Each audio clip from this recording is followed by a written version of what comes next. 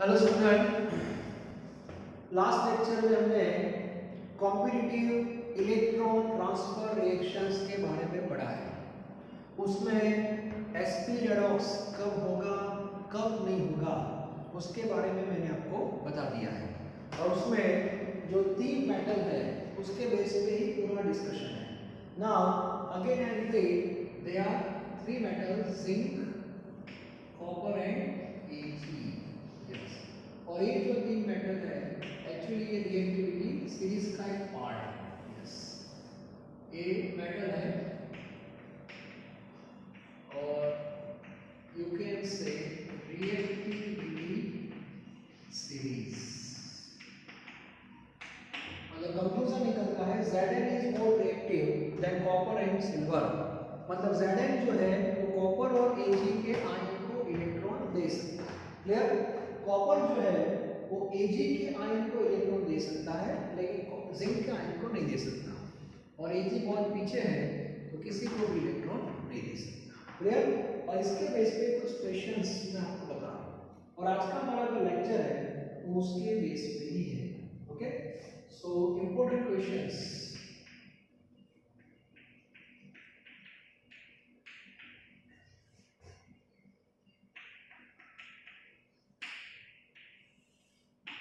और ऐसे question normally JW और नीट में आते हैं, मतलब फंडामेंटल क्वेश्चंस। रेडॉक्स आपने पढ़ा है तो उसका थोड़ा बेसिक फंडामेंटल नॉलेज भी आपका परफेक्ट होना चाहिए। ठीक है, पर रेडॉक्स पढ़ लिया, ऑक्सीडेशन होता है, रिडक्शन होता है, बस हो गया, ऐसे नहीं चलेगा। थोड़ा लॉजिकली आपको दिमाग को भी थोड़ा जोर देना है। क्लियर? तो तीन चार क्वेश्चंस मैं आज आपके सामने रख रहा हूं जिससे आपको थोड़ा आपका जो कॉन्फिडेंस लेवल है वो थोड़ा और अप हो जाएगा। Okay, so the first question like this, can be, question ऐसे होता है, fundamental question, can be store और preserve, can be store solution of AgNO3 in zinc vessel। आपको जो आंसर देना है वो आइदर इन यस और नो, इस फॉर्मेट में देना है। ठीक है, तो सबसे पहले क्वेश्चन का मीनिंग क्या है वो आपको पता होना चाहिए। एक्चुअली क्वेश्चन का मीनिंग ऐसा है कि आपने एक सॉल्यूशन बनाया, AgNO3 का सॉल्यूशन आपने बनाया, और केमिस्ट्री के लैब में बनाओगे तो ऑब्वियसली जो बीकर होगा वो तो ग्लास का ही होगा, and that is a transparent beaker. Okay, तो आपने पानी लिया, चलो उसमें सिल्वर नाइट्रेट आपने डाल दिया, अच्छी बात है। ठीक है, फिर आपको पता चला कि मुझे ये सॉल्यूशन 1 वीक के बाद यूज करना है। तो इसका मीनिंग हुआ कि सॉल्यूशन जो आपने बनाया है वो पीने के लिए तो नहीं बनाया है, तो 1 वीक बाद आपको यूज करना है। मतलब 1 वीक तक इस सॉल्यूशन को प्रिजर्व करना है, कहीं पे रखना है। तब बोलोगे सर इसमें कौन सी भाई वो ग्लास का बीकर वहां रख देते चले जाएंगे और क्या फर्क पड़ता है, ऐसा नहीं है। मेरा पॉइंट ये है, क्वेश्चन को मैं माइंड सेट कर रहा हूं, आप ऐसा सोचो कि 1 वीक के बाद मुझे सॉल्यूशन यूज करना है। यदि 1 वीक तक ये सॉल्यूशन प्लेटफॉर्म पे पड़ा रहा और किसी ने थर्ड पर्सन ने आके उसको देखा और ऐसे गिरा दिया, तो आपकी जो मेहनत है वो बेकार हो जाएगी। तो आपने थोड़ा सोचा कि नहीं नहीं उसको मुझे प्रिजर्व करना है, मतलब इस सॉल्यूशन को ऐसी वेसल में ट्रांसफर कर दो नॉन ट्रांसपेरेंट। नॉन ट्रांसपेरेंट मतलब मेड ऑफ मेटल। तो इक्वेशन इस फॉर्मेट में है, तो आपने सॉल्यूशन तो बनाया लेकिन स्टोर किस में करने की बात है, जिंक वेसल। तो आपने जिंक वेसल लिया, बीकर जो लिया वो जिंक का लिया फॉर एग्जांपल। ठीक है, ये जिंक वेसल ले जाते और इसमें वो सॉल्यूशन आपने ट्रांसफर कर दिया। इसका सॉल्यूशन है AgNO3 का, सॉल्यूशन AgNO3 का है, मतलब Ag प्लस और NO3 माइनस। ठीक है, अब मुझे बताओ कि क्वेश्चन का मीनिंग क्या हो रहा है कि आपको सॉल्यूशन स्टोर करना है, मतलब 1 वीक बाद इस सॉल्यूशन एज इट इज ही रहना चाहिए, उसमें किसी भी टाइप के चेंजेस नहीं होने चाहिए। ठीक है, और आपने गलती से या जो भी आप समझो आपने जिंक वेसल को उसको डाल दिया और 1 वीक तक आप माउंट आबू चले गए घूमने के लिए। ठीक है, अब क्वेश्चन है जब आप एक वीक के बाद आओगे तो आपको ये सॉल्यूशन इस सिचुएशन में मिलेगा या नहीं, वो चेक करना है बस। तो उसके लिए रिएक्टिविटी सीरीज आपके सामने है और आगे हमने जो क्वेश्चंस पढ़े हैं वहां से हम जर्नी स्टार्ट करेंगे। कहां से? Ag+। Ag+ की टेंडेंसी क्या रहेगी? To gain electron. अब NO3- को भूल जाओ, अब Ag+ को इलेक्ट्रॉन कौन दे सकता है? तो वेसल, जैसे आगे वो रोड हम यूज करते थे तो रोड की जगह जिंक वेसल है,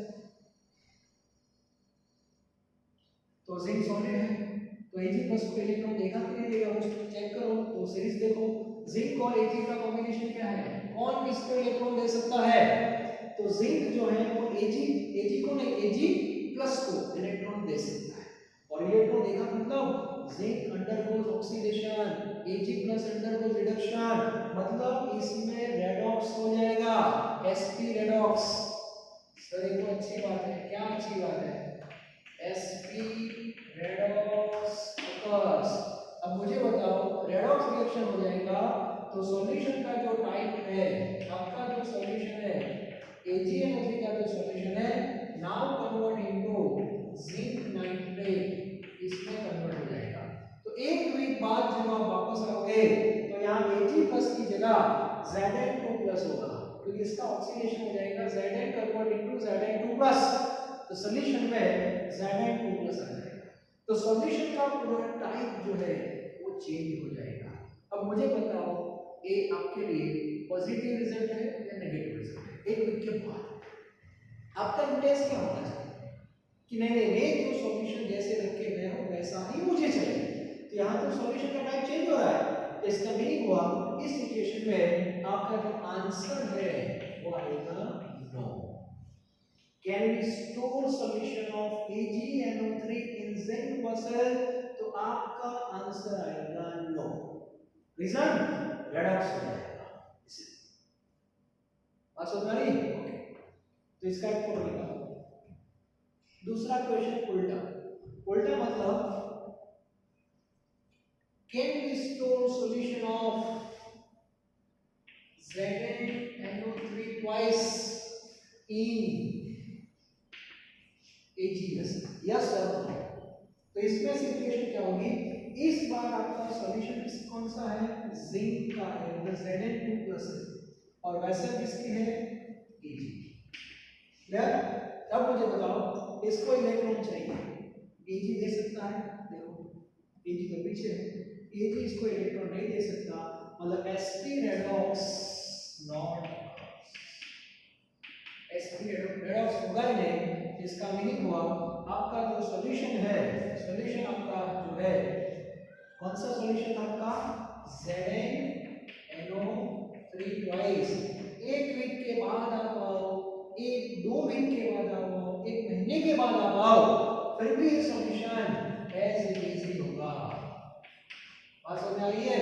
तो इसका आंसर आपका आएगा नो में यस। मतलब आपकी प्रायोरिटी है कि नहीं नहीं नहीं रेडॉक्स नहीं होना चाहिए, सॉल्यूशन का टाइप चेंज नहीं होना चाहिए। तो वेसल का जो सिलेक्शन है बहुत इंपॉर्टेंट है। तो नॉर्मली कंक्लूजन निकल के आता है वेसल आपको ऐसे सेलेक्ट करनी है जो नॉन रिएक्टिव हो, मतलब जिसकी रिएक्टिविटी बहुत कम है, ऐसी वेसल को यूज करना चाहिए। बात समझाई? Based on this questions.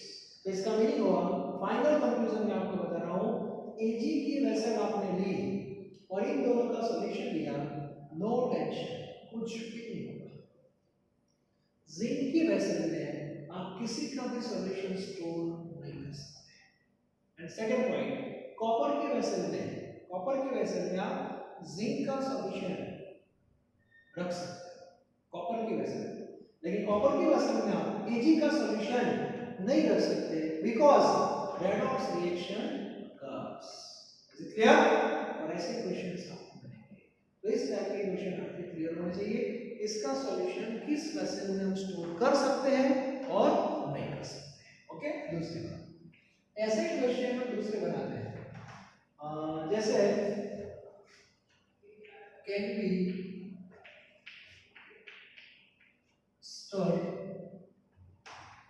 stir solution of CuSO4 by Ag।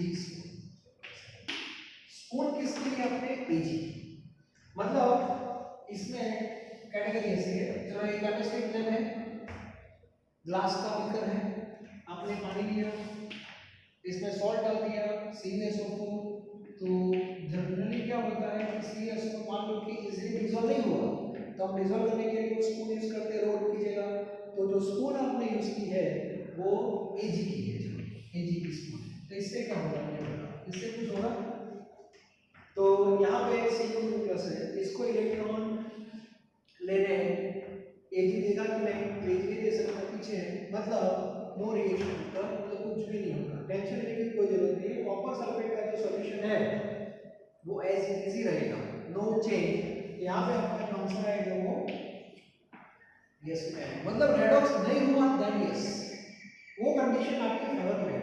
इसका उल्टा करो, इसका थोड़ा डाल देना, हाँ इसका मैं उल्टा कर रहा हूँ, solution of AgNO3 bye copper spoon, solution है Ag+ का, और स्पून मैंने ली कॉपर की। अब मुझे बताओ इससे क्या होगा, इसमें रेडॉक्स हो जाएगा, कॉपर की जो स्पून है वो ग्रेजुअली डिसॉल्व हो जाएगी, क्योंकि कॉपर है रिएक्टिव है, तो सर इससे क्या होगा, तो सॉल्यूशन का टाइप चेंज होगा, Cu जो है कन्वर्ट इनटू Cu2+, और Ag+ जो है कन्वर्ट इनटू Ag सॉलिड, तो सॉल्यूशन का टाइप चेंज हो जाएगा। आप ऐसे स्टर कर रहे हो, पता चलेगा कि 1 घंटे बाद सॉल्यूशन AgNO3 की जगह CuNO3 वाइस हो जाएगा, और स्पून की जो थिकनेस है वो भी कम हो जाएगी। ऐसा भी हो सकता है कि पूरी स्पून डिसॉल्व हो जाए, तो 1 घंटे बाद शायद आपका हाइट नहीं होगा, स्पून होगी ही नहीं, ठीक है, तो ऐसे ऐसे क्वेश्चंस आ सकते हैं, तो ये भी कॉन्सेप्ट आपका क्लियर होना चाहिए, ओके। तो इस टाइप के क्वेश्चंस नॉर्मली एग्जाम में आ सकते हैं, तो अभी से ये कॉन्सेप्ट आपका थोड़ा क्लियर होना चाहिए। ऐसे क्वेश्चंस आपको मिलेंगे एमसीक्यू लेवल पे, और अभी ये 3 पैटर्न की मैं बात कर रहा हूँ, तो सारे क्वेश्चन उससे रिलेटेड ही है, ठीक है। ये टॉपिक आपको आगे 12th में भी पढ़ना है, रिपीट होगा, फिर से रिपीट होगा, लेकिन अभी से आपका माइंड सेट होना चाहिए, ओके। दूसरे ऐसे भी क्वेश्चन आते हैं, मान लो कि कुछ क्वेश्चन मैं आपको बता रहा हूँ, ये सॉल्यूशन है, एसिड का सॉल्यूशन है, तो एसिड का जो सॉल्यूशन है उसमें कौन होगा, चलो अब ये क्या लेते हैं H+ लेते हैं, तो H+ की टेंडेंसी क्या होगी मुझे बताओ, H+ की टेंडेंसी होगी टू गिव इलेक्ट्रॉन। अब मान लो कि कोई पर्सन केमिस्ट्री की लैब में वर्क कर रहा है और उसके हाथ में रिंग है, किसकी है, गोल्ड की, अभी अभी एंगेजमेंट हुआ है उसका, और सामने वाली जो लड़की है उसने उसको रिंग पहनाई है, और वो पर्सन है बहुत ही सेंसिटिव है, दिन में 10 बार देखता रहता है, इनिशियल लेवल पे ऐसा होता है, ठीक है। गलती से ये जो गोल्ड की रिंग थी वो एसिड में गिर गई, गोल्ड की रिंग यहाँ पे गोल्ड है, तो गोल्ड किस फॉर्म में होगा, Au किस फॉर्म में होगा, सॉलिड। अब वो पर्सन को टेंशन लेना चाहिए कि नहीं लेना चाहिए, वो आप सोचो, दिमाग लगाओ। यदि इसमें रेडॉक्स हुआ तो वो पर्सन को टेंशन लेना चाहिए, और यदि रेडॉक्स नहीं हुआ तो टेंशन लेने की कोई जरूरत नहीं है, आराम से वो गोल्ड रिंग आप बाहर निकाल सकते हैं, ठीक है। लेकिन कभी कभी कुछ लोग ज्यादा सेंसिटिव हो जाते हैं, गोल्ड की रिंग ये गिर गई, पूरा हाथ डाल देंगे, पता चलेगा कि रिंग तो बस वापस आएगी, ये हाथ बाहर नहीं आएगा। तो थोड़ा केमिस्ट्री का भी कॉन्सेप्ट यूज करो, नॉलेज यूज करो, ठीक है। तो इसमें क्या होगा, H+ पे इलेक्ट्रॉन गेन करेंगे, लेकिन Au जो है गोल्ड है वो रिएक्टिविटी में सबसे लास्ट में है, इसका मीनिंग क्या होगा, gold is less reactive compared to other, तो इसमें रियल रेडॉक्स होगा ही नहीं, तो टेंशन लेने की कोई जरूरत नहीं है, H+ को इलेक्ट्रॉन मिलेंगे ही नहीं, रिएक्शन कैसे होगा, पॉसिबल ही नहीं, तो इसमें रेडॉक्स नहीं होगा, असल में। हाँ, यदि जो रिंग है वो जिंक की है तो रिएक्शन होगा, क्योंकि हाइड्रोजन की जो पोजीशन है वो यहाँ पे है, यहाँ जिंक उसके आगे है, इसका मीनिंग क्या हुआ, जिंक जो है वो इसको इलेक्ट्रॉन दे सकता है, मतलब Zn कन्वर्ट इनटू Zn+ होगा, और सॉल्यूशन में जो H+ है वो 2H प्लस यहाँ पे यूज होंगे और वो इलेक्ट्रॉन गेन करेंगे and convert into H2 gas. Hydrogen metal में हाइड्रोजन गैसेस को मिलेगा, मतलब वो ऐसे बबल फॉर्म में बाहर निकलेगा, because hydrogen is insoluble in water और एक्वा सॉल्यूशन, तो वो बबल फॉर्म में बाहर निकलेगा और hydrogen is the motive redox हुआ। ऐसा प्रेडिक्शन हम कर सकते हैं। मतलब एक टॉपिक जो है 2-3 लेक्चर से मैं आपको जो बता रहा हूं, इसका कंक्लूजन क्लियर कट मैं आपको बोल देता हूं, sp रेडॉक्स हो भी सकता है, नहीं भी हो सकता, based on this series. Clear? ये कॉन्सेप्ट क्लियर होना चाहिए। कौन सा रेडॉक्स आपके लिए बेनिफिशियल है, कौन सा रेडॉक्स आपके लिए बेनिफिशियल नहीं है, ये जो टास्क है वो भी लॉजिकली आपका क्लियर होना चाहिए। ओके, तो आज के लेक्चर में आगे वाले जो लेक्चर्स थे उसका एक एप्लीकेशन पॉइंट ऑफ व्यू मैंने आपको बता दिया। और ऐसे क्वेश्चन मान लो कि आपके सामने आते हैं तो आपके पास ऐसे एक सीरीज होनी चाहिए। 11th में आप अभी हो तो ऑब्वियसली वो सीरीज आपको पता नहीं होगी, लेकिन मैंने आपको 3 मेटल के बारे में बता दिया है, इतना तो आपको याद रखना है। कौन किसको इलेक्ट्रॉन दे सकता है, कौन किसको इलेक्ट्रॉन नहीं दे सकता, that should be clear. Normally जब क्लास होती है तो आपको पता होना चाहिए कि स्टूडेंट सामने बैठे टीचर स्टेज पे आते हैं और आपने नोटिस किया होगा जैसे ही टीचर क्लास में आ जाते हैं वो पढ़ाना शुरू कर देते हैं। उसका रीजन है स्टूडेंट और टीचर का जो नॉलेज का जो गैप है वो आपको पता है। टीचर स्टूडेंट को नॉलेज दे सकते हैं, स्टूडेंट टीचर को नहीं दे सकते। एक आइडियल सिचुएशन बनी हुई है, तो अपने आप प्रोसेस स्टार्ट हो जाएगी, टीचिंग लर्निंग प्रोसेस। आपने देखा होगा अपने आप प्रोसेस हो जाती है, दैट इज एसपी। और यदि गलती से आपने ये भी नोटिस किया होगा कि टीचर ने किसी को बोला चले स्टेज पे आ और सबको पढ़ा, मुझे पढ़ा, तो डायरेक्ट नहीं पढ़ाएगा, बाय फोर्स। टीचर बोले नहीं पढ़ाना, ही बातें कर रहा था ना, तुझे भी पता चले स्टेज पे कैसे पढ़ाते हैं, एक बार जाता हो बाद में देखते हैं। फिर वो स्टेज पे आता है, फिर पढ़ाता है, लेकिन टीचर बोलते हैं, इसीलिए that is non SP process. तो अभी मैं बात कर रहा हूँ स्पॉन्टेनियस, ठीक है। तो ये सारे जो क्वेश्चन थे वो स्पॉन्टेनियस के बेस पे थे। स्पॉन्टेनियस रेडॉक्स कब होगा और कब नहीं होगा, that is totally based on reactivity series. तो एक पार्ट यहाँ पे हमारा कंप्लीट हो रहा है। नेक्स्ट लेक्चर जो हमारा होगा that is important section in redox, not only in redox but in for whole chemistry, and that is oxidation number. इसके बारे में आगे मैंने थोड़ा आपको आइडिया दिया है, लेकिन डिटेल में ऑक्सीडेशन नंबर क्या है, ऑक्सीडेशन स्टेट क्या है, चार्ज क्या है, उसको कैसे डिसाइड करते हैं केमिस्ट्री में, तो उसके बारे में हम पढ़ने जा रहे हैं नेक्स्ट लेक्चर से। और बहुत ही इंपॉर्टेंट लेक्चर्स होंगे सारे ऑक्सीडेशन नंबर के, और जिससे आपका पूरा पॉइंट क्लियर हो जाएगा कि कंपाउंड कैसे बनता है, पूरा पिक्चर आपका क्लियर करवा दूंगा मैं, पोस्टमार्टम हो जाएगा नेक्स्ट लेक्चर से, ठीक है। तो थोड़ी वेट करनी पड़ेगी आपको उसके लिए। तो ऑक्सीडेशन नंबर जो है उसके कुछ रूल्स होते हैं, कुछ ऑक्सीडेशन नंबर हमें फिक्स कर देने हैं, एक्सेप्ट करने हैं, और उसके बेस पे दूसरे के हमें फाइंड करने होते हैं, लेकिन उसके कुछ रूल्स रेगुलेशंस है जो हम पढ़ेंगे, ठीक है। तो रेडॉक्स में सबसे इंपॉर्टेंट पार्ट है ऑक्सीडेशन नंबर, और वो आपका क्लियर होना चाहिए, ठीक है। और ये टॉपिक रेडॉक्स का नहीं है, याद रखना है, पूरे केमिस्ट्री का है, और बहुत ही आपको हेल्प करने वाला है आने वाले दिनों में, ठीक है। तो नेक्स्ट लेक्चर से वो टॉपिक हम स्टार्ट करने जा रहे हैं। तो रेडॉक्स के टोटल अभी 5 लेक्चर्स हमारे हुए हैं। पहला जो लेक्चर था दैट इज ओल्ड कॉन्सेप्ट, दूसरा जो था that is a new concept of oxidation reduction, बीच में 2 लेक्चर्स लिए हमने कंपैरेटिव इलेक्ट्रॉन ट्रांसफर रिएक्शंस के, और उसके बेस पे कैसे कैसे क्वेश्चंस डेली लाइफ में उसको टच करते हैं वो मैंने आपको बता दिया, ठीक है। Thank you.